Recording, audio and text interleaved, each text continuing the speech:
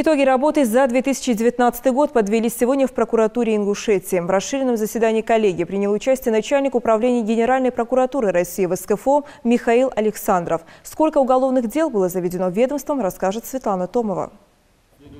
В истекшем году надзорная деятельность органов прокуратуры строилась на основе постоянного мониторинга социально-экономической ситуации в республике и была нацелена на защиту интересов государства и конституционных прав граждан, повышение эффективности борьбы с преступностью. С этих слов начал свой доклад прокурор республики Андрей Васильченко.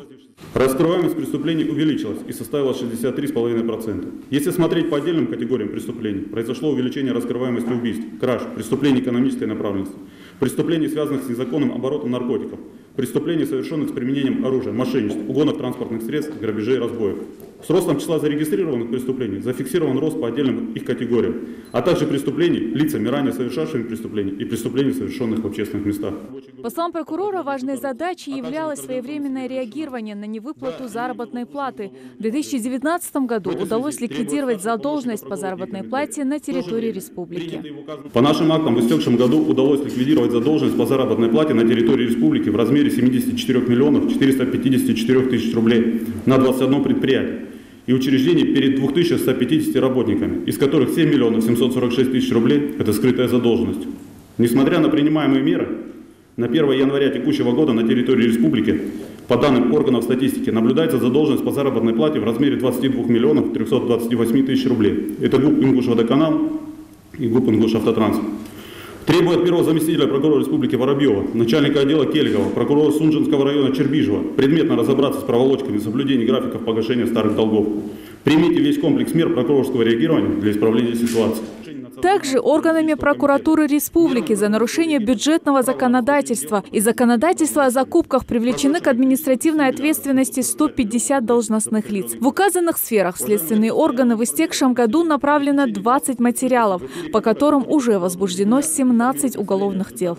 По государственным муниципальным контрактам по составе на 1 декабря 2019 года общая сумма кредиторской задолженности составляет 1 миллиард 855 миллионов 859 тысяч рублей. По результатам прокурорской проверки в апреле текущего года в правительство республики внесено представление.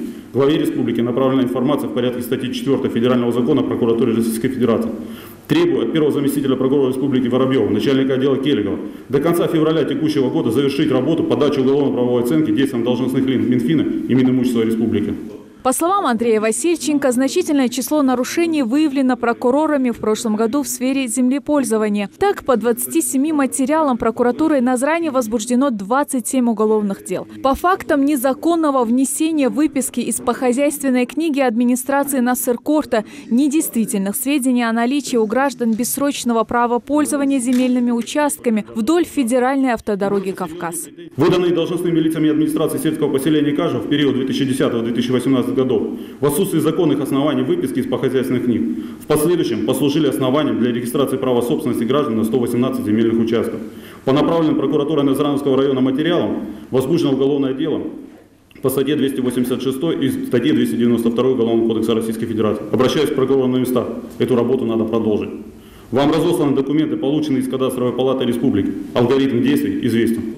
Заключительным словом перед собравшимися выступил начальник управления Генеральной прокуратуры России в СКФО Михаил Александров. Он отметил, что прокуратурой республики проделана определенная работа, направленная на укрепление законности и правопорядка в регионе. Вместе с тем остается ряд нерешенных вопросов, требующих от прокуроров принятия дополнительных мер по повышению эффективности надзорной деятельности, в первую очередь направленных на защиту социальных, жилищных и трудовых прав граждан. Светлана Томова, Адам Далаков. Новости 24.